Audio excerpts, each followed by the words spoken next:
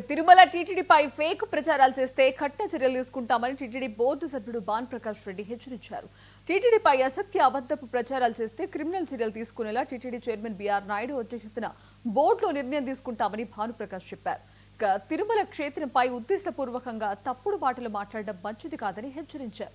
గతంలో 2 సార్లు TTD chairman గా 3 సార్లు బోర్డు సభ్యుడిగా పనిచేసిన కరుణాకర్ రెడ్డికి స్కూటర్ తాళాలకు గుడి గేటు తాళాలకు వ్యత్యాసం తెలియకుండా పోయిందంటూ భానుప్రకాష్ మండిపడ్డారు. చంద్రగ్రహణం రోజున మహాద్వారం ముందున్న గ్రిల్స్ గేటుకు తాళాలు వేసింది టీవీ5 ప్రతినిధి కాదు, టీటీడీ సిబ్బంది మాత్రమేనని భానుప్రకాష్ వివరించారు. అఖిలాండ కోటి బ్రహ్మాండ నాయకుడు, కలియుగ ప్రత్యక్ష దైవం, కోట్లాది మంది హిందువులకు ఆరాధ్య దైవమైనటువంటి వెంకటేశ్వర స్వామి పట్ల, తిరుమల క్షేత్రం పట్ల, ఇక్కడ ఉన్నటువంటి ఆచార వ్యవహారాల పట్ల ఉద్దేశపూర్వకంగా తప్పుడు మాటలు మాట్లాడుతున్నారు. తప్పులుంటే చెప్పండి, సరిదిద్దుకుంటాం. తప్పుడు మాటలు మాట్లాడడం మాత్రం మంచిది కాదు.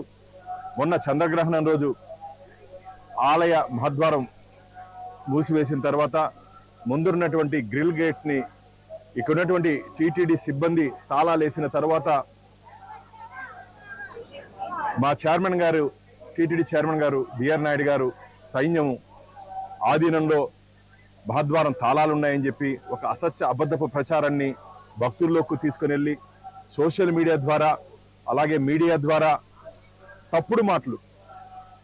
ఏందయ్యా కరుణాకర్ రెడ్డి గారు, గతంలో 2 సార్లు ఇక్కడ మీరు టీటీడీలో చైర్మన్గా పనిచేశారు, 3 పర్యాయాలు ధర్మకర్తల మండలి సభ్యులుగా పనిచేశారు. బండి తాళాలకి గుడి తాళాలకి వ్యత్యాసం తెలియదా మీకు? అది వచ్చి శ్యామ్ నాయుడు బండి తాళాలు, ఆయన బండి తాళాలని గతంలో 2018లో కానీ 2022లో కానీ అదే విధంగా ఫోటోలు తీసుకున్నారు. శ్యామ్ నాయుడు టీవీ5 రిపోర్టర్ అని చెప్పి, అదైన తర్వాత మీ పాంప్లెట్ సాక్షి టీవీ రిపోర్టర్ కూడా ప్రసాద్ కూడా అదే విధంగా తాళాల దగ్గర ఉన్నారు కదా, వారు మాత్రం మీకు కనపడలేదా?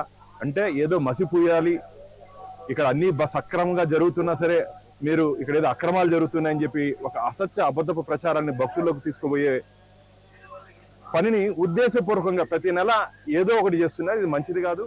అఖిలాండ కోటి బ్రహ్మాండ నాయకుడు,